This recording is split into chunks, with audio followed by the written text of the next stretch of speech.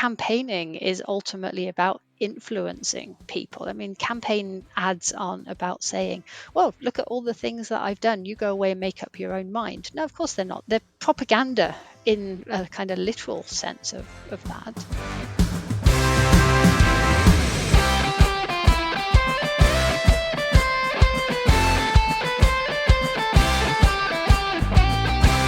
Hello and welcome to America, a History podcast. I'm your host, Liam Heffernan, and every week we answer a different question to understand the people, the places and the events that have shaped the USA into the country it is today. Now, we're recording this week's episode on Monday, the 4th of March, 2024. This weekend, just gone, Donald Trump continued his, near clean sweep of caucus and primaries. We've just had it confirmed that Nikki Haley has won the DC primary. And in a few hours, polls will open for Super Tuesday, where Trump is widely expected to secure the delegates needed to win the Republican nomination for a third consecutive presidential election. However, his journey has not been smooth sailing. Just 4 days ago, Illinois became the third state after Colorado and Maine to kick Trump off the primary ballot, citing their insurrection clause, a move which will ultimately be debated by the Supreme Court. Now, his campaign has also been fought in the shadow of numerous court cases, which has already seen hundreds of millions of dollars in damages rack up. So with all of this drama, scandal, and the alleged criminality surrounding Trump, I want to know, should he even be allowed to run for president? And to discuss this, I'm joined by Emma Long, Associate Professor of American History and Politics and Head of the Department of American Studies at the University of East Anglia. Hello, Emma. Hi, Liam. Good to see you again. Yes, great to have you back. I felt like this was a longer intro than normal, but I feel like some scene setting was definitely needed for this one. Yeah, there's been a lot going on, right? Both recently and things sort of hanging around in the ether that may or may not come to fruition before the election. So, yes, it's certainly, from Trump's perspective, it's going to be a busy few months. It's not just a case of running for president, as if that wasn't enough to have to do. There's a lot of other things going on around that. Yeah, absolutely. And, when this episode first goes out, anyone that's listening to this straight after it's published, obviously Super Tuesday has just started. Polls are just opening, but we are expecting Trump to probably have an overwhelming majority of delegates by the time Super Tuesday is over, which means we've pretty much guaranteed the prospect of a Biden-Trump election in November, right? Yeah, it's very much looking like that. If you look at the primaries and caucuses that have happened so far, Trump is clearly dominant over Nikki Haley. And she has, as we're recording this, she said that she will stay in until Super Tuesday. But ultimately, even if if the results go the way we think they're going to go, even if she wanted to choose to stay in, if Trump secures enough delegates at Super Tuesday to win the nomination, it's sort of pointless in that sense for her to continue, because she's not going to be able to challenge. Now, on one hand, you could argue that it means that there's a different voice on the Republican side for a while, providing sort of alternative views. And I've certainly seen in some of the American media discussions that Haley is the moderate candidate for the election. But ultimately, she's not really that moderate. If you actually look at her policies, she's not moderate by most people's definition of that. Yeah. It's simply that she's more predictable, I think, than Trump. It's a sign of Yeah, the times, really, when Haley is the moderate option in the Republican Party, right? well, it tells you something about where the modern Republican Party is politically, I Yeah. think, and actually the impact that Trump has had since 2016, and even in that sort of 2020 to 2024 period, where people might have expected that he might, go away quietly and lick his wounds and shout from the sidelines, but ultimately lose some of his influence because he didn't have the platform that he had as president. And of course, that's not proved to be the case. He's continued to prove to be very influential, and including sort of that continuing to shift what we might think of as the center of the Republican party further to the right. Yeah, and I was one of those people. I thought after 2020, I thought that was it. Especially when you then factor in everything that happened afterwards. The way he behaved, I just thought it was political suicide. You can't try and say, or he was basically tearing up the constitution and saying I deserve to still be president, and I just didn't see how that was going to fly and how he was going to get any support if he tried to run again. But clearly, I've been proved wrong. But it brings us on to the point of this episode, really, in that a lot of the when you look at the three states that have banned him, at least provisionally, from the primary ballot, they've done so on the insurrection clause in the state constitutions, Yeah. because it's been kind of unanimously accepted that Trump has basically tried to cite an insurrection on January 6th. But I think this question is twofold, isn't it? Because whether he should run for president is a matter to be decided by the Supreme Court ultimately, as well as at state level. But there's also a question there of opinions down kind of party lines. And I think when you ask this question to anyone, you can tell which party they naturally support by the answer you get, right? Because people seem very reluctant to look impartially at this question. Well, I think it's hard, right? Trump's been divisive since 2016. People who really support Trump really support him, Mm, right? And people who don't really dislike him. And that's sort of been the case pretty much right from the start. I think in 2016 there was sort of a group who were willing to, in the middle, who were willing to see what he could do because he was an unknown quantity and people wanted change after everything mm, that had happened, and you can see mm.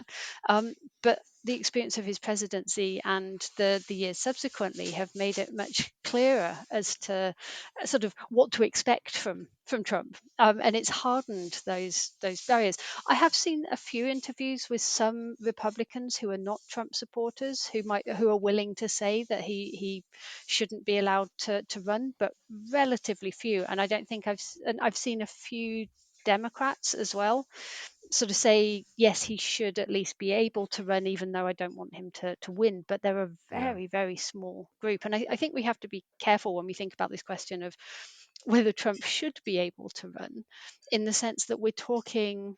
I think for us, what we're talking about is kind of I don't know, the legal question, for want of a better Mm, description. That kind of, what does the Constitution say? What can states do? What powers do they have, and so on and so forth, as opposed to the other side of the question, which is, should he run, in the sense of, do we think morally, again, not mm. maybe the best word, whether we think that he should run from that, given the sort of his personality and the potential consequences of some of the things that he's suggesting. So I think we're trying to deal with the first rather than the second, because people are going to make up their own minds about the second of those. Yeah, I think you're right. I think there's definitely those two kind of prongs to this question. And I think it's probably best for us to look more at the legal one, because I don't think we'll ever come to a unanimously agreeable answer on the second. But on that note, we've seen a few states already say, we believe Trump cited an insurrection, and on that basis, we're invoking the insurrection clause of our constitution and banning Trump from being on the ballot. I mean, I guess my first question here is that if Trump hadn't already been president, this would be a pretty cut and dry decision, wouldn't it?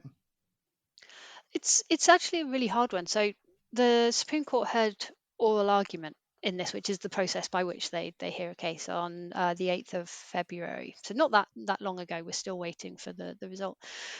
And what it did was bring up some interesting aspects to this debate, about relative powers and other things, including some things that perhaps I hadn't necessarily thought of Mm, before.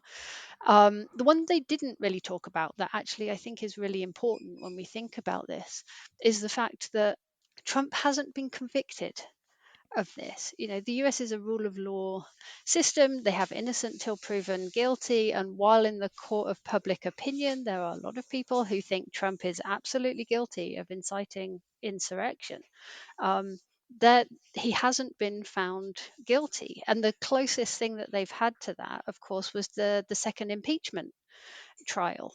And okay, yes, he was impeached, but the Senate acquitted him. And you could argue that that was politically motivated, and he got away with it because because the Republicans weren't going to find him guilty of that.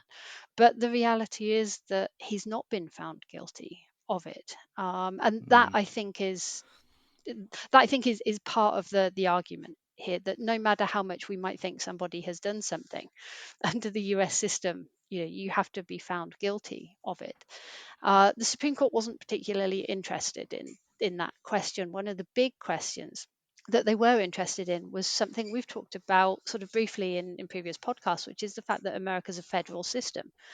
And could you allow individual states to effectively dictate the outcome of a national election? Right, so mm, the courts fear, and we've seen that with other states, is that if they allow Colorado, which is the first state to do this, and then Maine, who followed on, if you allowed one state to do it, would other states do it? And then ultimately, if they allowed them to do that, would Republican dominated states then find reasons to take Joe Biden or other Democrats in the future off the bat? Does this end up in a mm. retaliatory spiral that is driven by divided politics, right? And that is a genuine concern. I mean, if you like, the political consequences are outside the realm of the court, but the question about the power that states have to do this is sort of a genuine one, because the Constitution gives states the power to run their own elections. And as we've talked about before, because of the Electoral College system and the way the Constitution is written, the presidential election is a series of state elections rather than a national one. But that doesn't take away from the fact that state decisions in this context have national consequences. So it gets really complicated, and I'm quite glad I'm not sitting on the Supreme Court having to decide this one. Um, from that point of view, but yeah, it's not necessarily as straightforward as it seems, I think.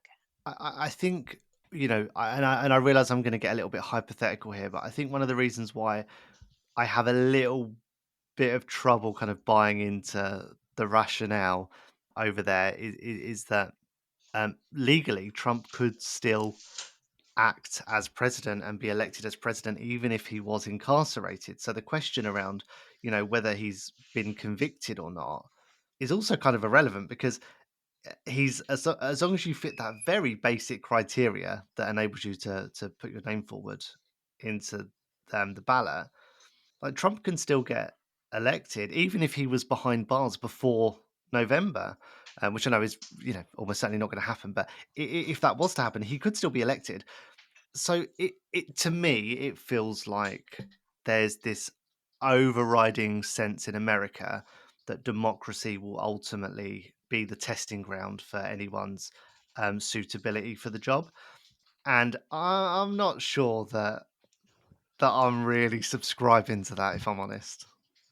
Yeah, and I mean that we've seen it before. Twice in American history, presidential candidates have run for office while being behind bars.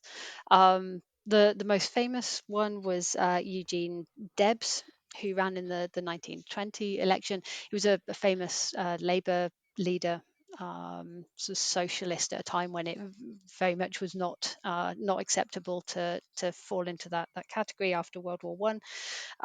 He was convicted under the Espionage Act, which actually is the act that Trump is also facing charges under, Mm, although for different reasons. He'd opposed World War One and was convicted of sort of impeding the war effort and sentenced to 10 years.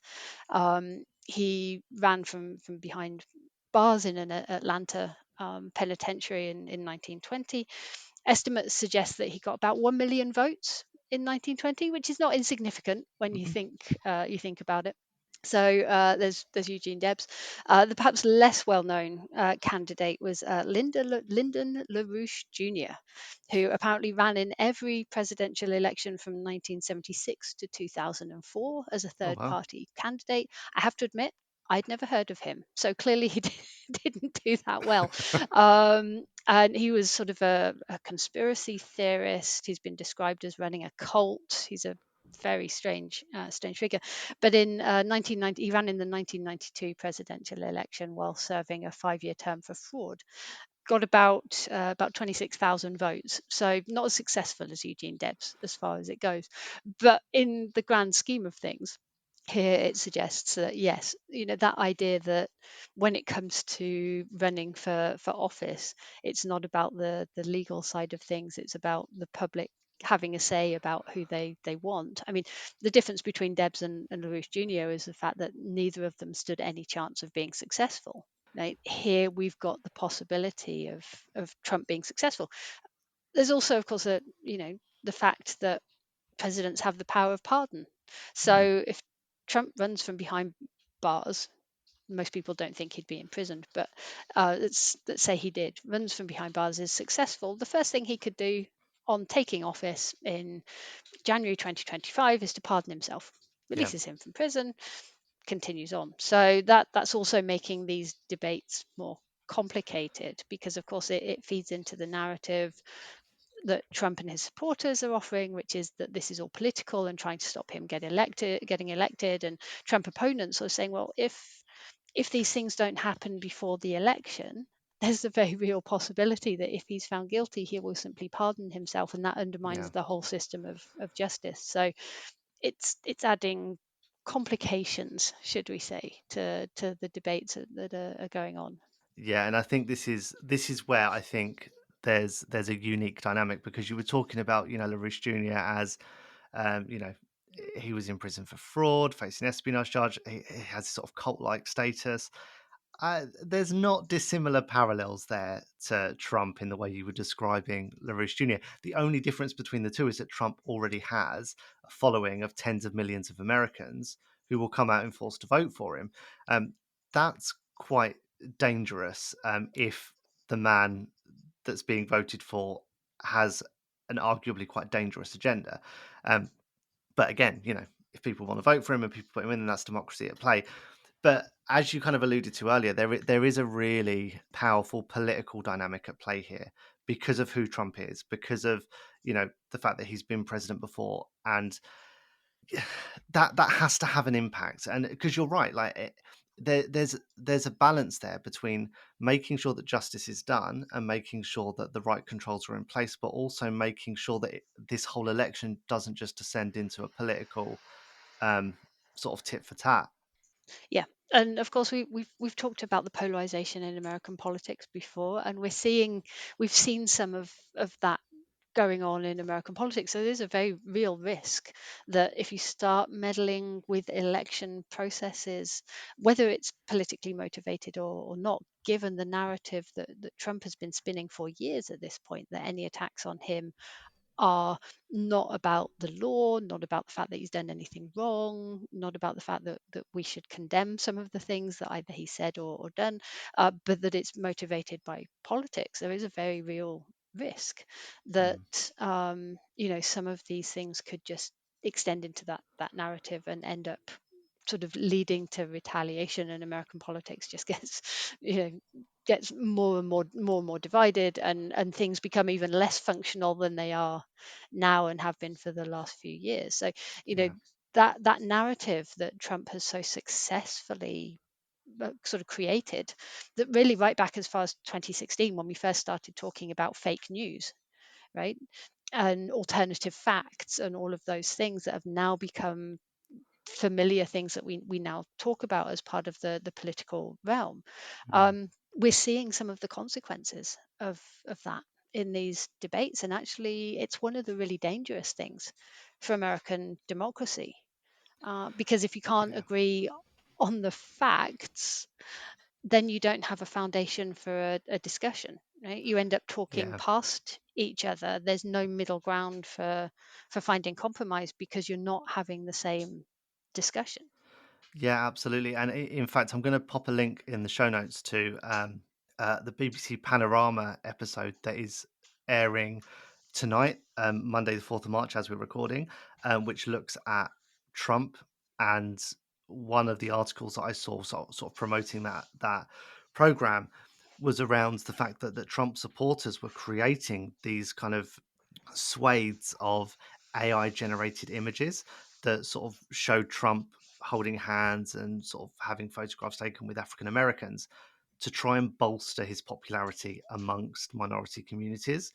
Um, and it does bring into question, yeah, we want to give people the freedom to come to their own choices and not feel like they're being influenced, but actually at this point the lack of interference from the federal government, the lack of controls in place around the election are facilitating that influence to degrees that are now seemingly getting really out of hand. Yeah, no, I mean, we talked about this in relation to the 2016 election and the concerns about Russian interference, Mm, and discussions about outside interference in the 2020 election. And there we had also some discussions about things like deep fakes, and how convincing they were becoming. There were a couple of incidents of things like that, that had moved on from sort of fake Facebook and social media accounts that were targeting voters with misinformation and so on, mm, to try and either convince them to get out and vote or to not vote at all. But yes, this question now of deep fakes and how convincing they are to people, especially in political situation that is very tribal, where people are very divided, where they feel strongly about these issues. We don't know what kind of impact they can have, and some people are not necessarily going to believe them. Some people are obviously going to be more skeptical of things that, if it looks too good to be true, it probably is. mm. Um, but that's not everybody. I mean, we've got some of the same concerns about the British election, right? Coming up later this year. We don't know when at this moment, but we know it has to happen before the end of the year. There's, I think, most democracies are concerned about this, about the influence of technology and the way this is going. So it's not specific to the US context. Mm, It's something that democracies are having to deal with. But in the yeah, particularly in the context of the American election, where it is so divided, it's become really bitter. These questions about how much things are politically motivated, by revenge and because they don't like people, as opposed to other issues. All of mm. this is playing in. I mean, it's a tinderbox, really. After 2001, I think people are concerned about what might happen and what might be stoked, either Yeah. directly. I mean, we saw what happened January 6th, 2021, the language that Trump used at the rally, whether you think he was directly inciting or not. Even if you think that it wasn't, it was language that wasn't well considered. And we know that Trump has a tendency to shoot from the hip, should we say, Yeah. if we want to take it politely.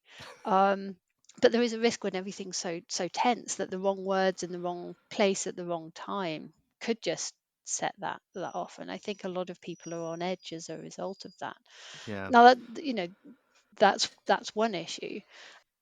I suppose the link to our topic here is that enough to say that somebody shouldn't run for president? And I think people are divided on that, but the base democracy is about freedom of choice and the will of the people. And you're Mm, going to run into difficulty in the US thinking about social media and deep fakes. One of the reasons that the government, both state and federal government, have had so much trouble in trying to manage that is because the First Amendment and the right to freedom of speech and freedom of the press in the US has been so dominant.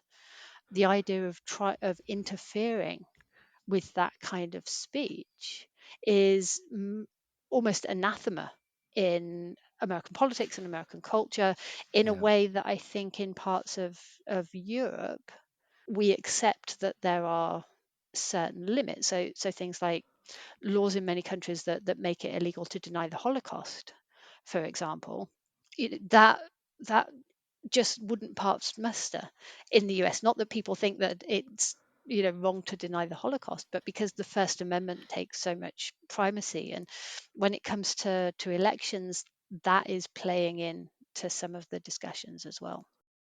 Yeah, and okay, so here's sort of trying to flip the coin here and see it from the other side.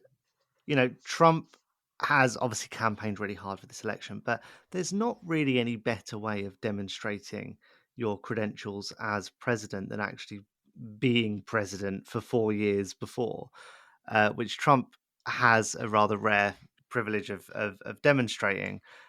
In fact, I think, was it Grover Cleveland is the only other non-consecutive president, perhaps?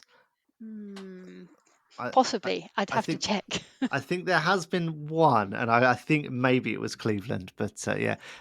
But it's really hard, isn't it? Because even we've strayed into this territory of letting our opinions kind of creep into this discussion. It's so hard to remove your own personal bias when thinking about, what should or shouldn't be considered worthy of barring someone from the election.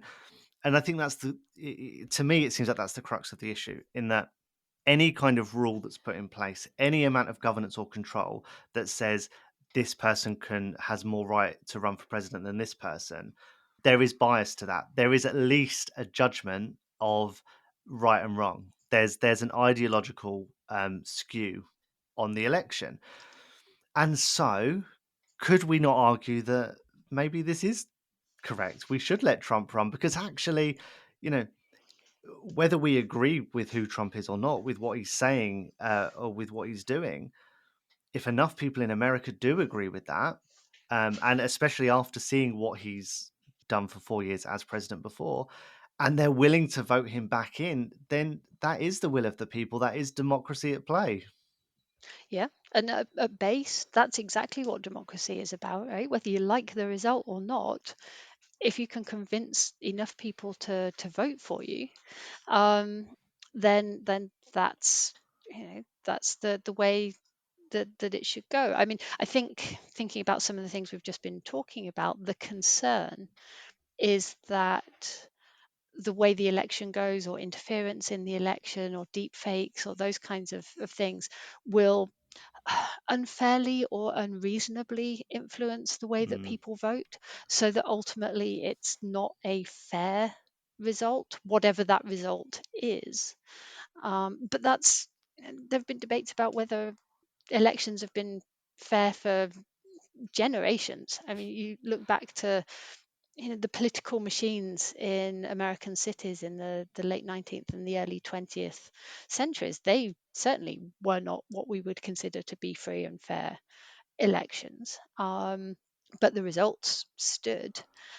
Campaigning is ultimately about influencing people. I mean, campaign ads aren't about saying, well, look at all the things that I've done. You go away and make up your own mind. No, of course they're not. They're about trying to convince people to their propaganda in a kind of literal sense of that. So campaigns are always about appealing to the emotions and appealing to one side rather than the other. The yeah, the concern, of course, is that now technology and opportunities are making it possible for not just for candidates and their supporters that we know of to try and make those cases, but people from outside to try and interfere by presenting false information, actively false yeah. information. And that's a slightly different issue, I think, which is why people have been concerned. But yeah, I mean, you're absolutely right. And I think that you know democracy, the founders we've talked about before, the founders didn't like democracy, right? They thought Mm, unbridled democracy was dangerous for the nation because the public would get influenced by their passions instead of their reason, mm, and elect people who were dangerous for the nation. Now, we can have long debates about who the founders thought were dangerous for the nation and what their judgments were. There's a whole of the podcast in that one. Um, but you could, at one level, argue that this is the playing out of some of the things that they were concerned about. And actually, regardless of which side you're on, so if you're an anti-Trump person, you can see why people would say, well, Trump's dangerous to the United States. He's already threatened American democracy and so on and so forth. So, this is exactly what the founders are concerned. But actually, for Trump supporters, the same might be said about Joe Biden. For people who genuinely believe that Biden didn't win the election in 2020, or they oppose the things that he's doing, they have a similar view of him. So that Mm. argument applies regardless of your political persuasion. Yeah. And to sort of build on your point around, I mean, which I think is a very valid point, that just campaign publicity in itself is designed to influence. When we look back even to like the 1800s, political candidates and supporters of those political candidates, generally fellow politicians, would write letters and publish material in newspapers. And often, there's been examples of campaigns where that's gotten quite defamatory, and it's really gotten quite vicious. And so the idea of the this kind of leveraging media to influence the masses, whether it's through a not very nice letter to the editor of your local newspaper, or through AI generated imagery and deepfakes, it's the same issue. It's just a different time, right? And Yeah, how do we absolutely. control that without restricting free speech? Yeah, and Americans have been battling with that since the start, really. I mean, if you want an example of a bitterly divided election, look at the election of 1800. It's famous for it. Candidates had friends set up newspapers and publishing houses to publish pamphlets and things that would support one over the other. And Mm, the language they used about their opponents was not polite, should we say. And there was it was a really, really bitter election, and actually it ended up with the first change in party control in American mm, history. The presidency shifted from um, the party of Washington to the Federalist Party that had sort of emerged over the years before that, to the Jeffersonian Republicans. And there was real concern then as well about what it meant, that you change party control. Was that threat to democracy, and so on and so forth. So, yeah, these questions about media and their role in the election, sometimes they're bigger issues, sometimes they're lesser, depending on what else is going on. But yeah, yeah, it's not new in that sense. I mean, you talk to some people and they would say, yes, it looks bad at the moment, but ultimately, the US has faced these battles before and it survived, so it probably will again, even if it's bumpy along the way. It's a hopeful way of thinking about it. yeah, But I think it's a difficult one this time, because I think people feel so strongly, particularly about Trump, either for or against him, and that is shaping the debates that are going on around this. But at the same time, you also can't ignore the fact that it's historically unique for a candidate, former president, to be facing this many criminal charges. mm, So that does make it unusual, and it does make it a topic that is at least worth debating, yeah. even if the And debate doesn't necessarily resolve anything. yeah, and I think as well, whether or not this should influence whether Trump should run for president or not, we are in a very politically charged environment globally. There's a lot going on. It's a very sensitive time, and you know there has to be concerns, not just within the US but around the world, about someone like Trump being allowed to enter the White House and have his finger on the red button, right? Yeah, and I mean, the US, since the Cold War at least, has sort of placed itself, and by others been placed, as this idea of this sort of epitome of democracy, right? The example that the rest of the world tries to emulate or follow. We already know, and I think we've touched on this in previous podcasts, about the fact that parts of Europe are seeing the rise of right wing politics, of people being more successful. We know that autocrats and dictators in non-democratic nations are using some of the chaos in the United States and in the UK around Brexit a few years ago and so on. They're using that and pointing to that and going, look, democracy doesn't work. This is, would you rather live under this, what we have, where we're stable and you have this and you have that and you have the other, or do you want to live under that kind of chaos? Now obviously Mm, those representations are also twisted for their own purposes, but it is adding to that uncertainty. And it's something like half the world's population will go to the polls yeah, this calendar year, yeah. in a variety of places. I think there's about 2 billion people around the world that are going to the polls this year, which Yeah, is mad something like that. numbers. So you can see that, why concerns about democracy and what's happening in the US, sort of the world's largest, um, why that is, people are watching it perhaps a little bit more closely than they might have done in the past.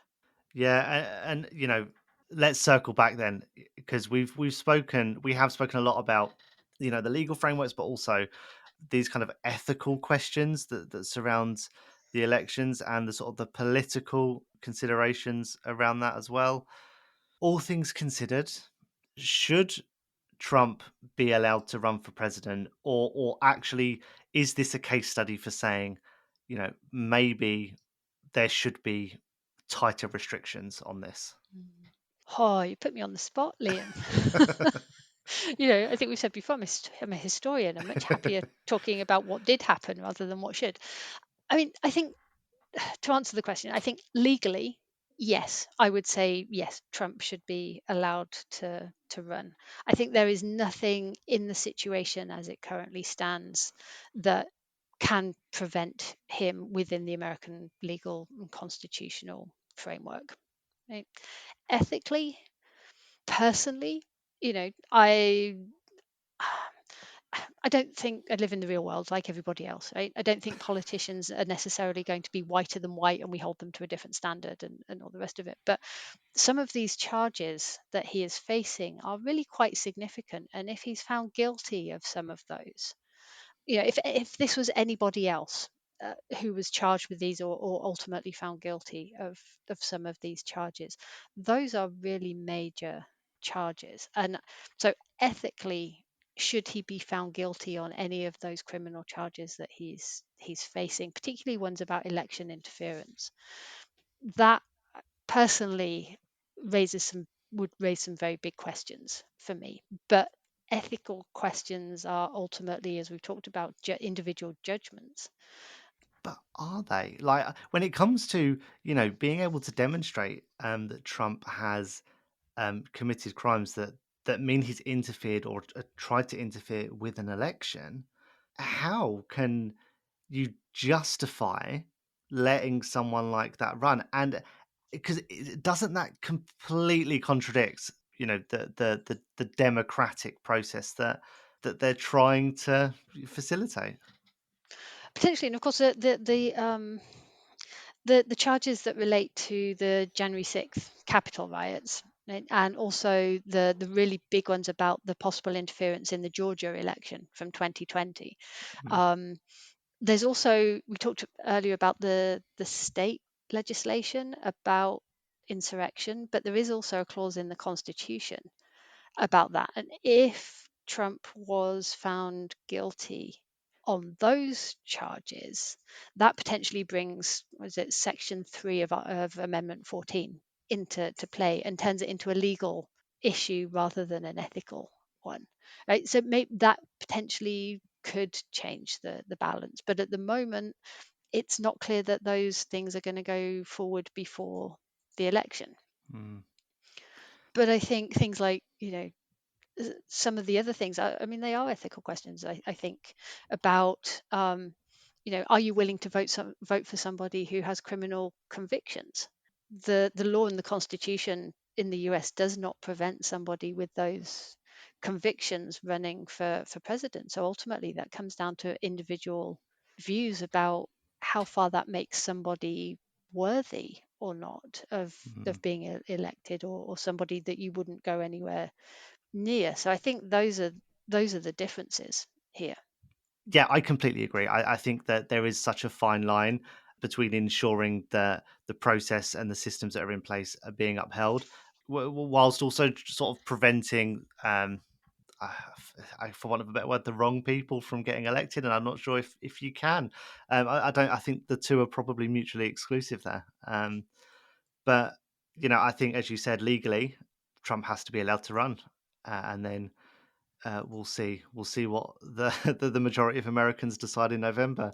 I'm not sure Biden will be too happy if he loses his re-election bid to Trump. I think that's quite a damning judgment on his first term.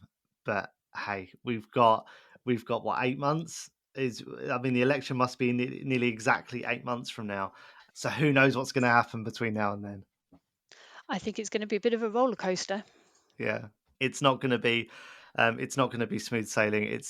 Trump is Trump, and he brings all the drama, and we're still in the middle of all the court cases as well. So there's a lot that's going to happen between now and then, and no doubt we'll have to revisit this conversation at some point I think so, before the and election. I think it is an interesting case study of the strengths and weaknesses of democracy, right? If you can take a step back from sort of the emotional connections that we've been talking about and trying to Mm, negotiate more successfully sometimes than others, um, what it actually is at its heart a showcase, I guess, of some of the inherent issues of having a democratic system. So yeah, I'm sure historians in a couple of hundred years are going to be fascinated by following and this and learning lessons about the way democracy should and shouldn't work. But we're living through it now, and that makes it harder because we live with the consequences, yeah, right? yeah. And that makes it harder to take that historical view because also we don't know how it's going to turn out. Yeah, absolutely. Well, in 100 years, when someone does a documentary about the Trump years, who knows? Maybe this podcast will be dug up from whatever archive it's sat in, and will be famous again. But I think that probably has to wrap up this episode, or else we could talk for hours and never reach a proper conclusion. So, thank you, Emma, again for joining me. And if you want to find out more, we've left some useful links in the show notes, so check out those. But if anyone wants to connect with you, Emma, where can they find you? Probably best to find me, just search for my name, Emma Long at UEA, and you'll find all my contact details through the UEA website. Wonderful. And you can find me on X at This Is The Hef, and on LinkedIn. Just search for me, Liam Heffernan.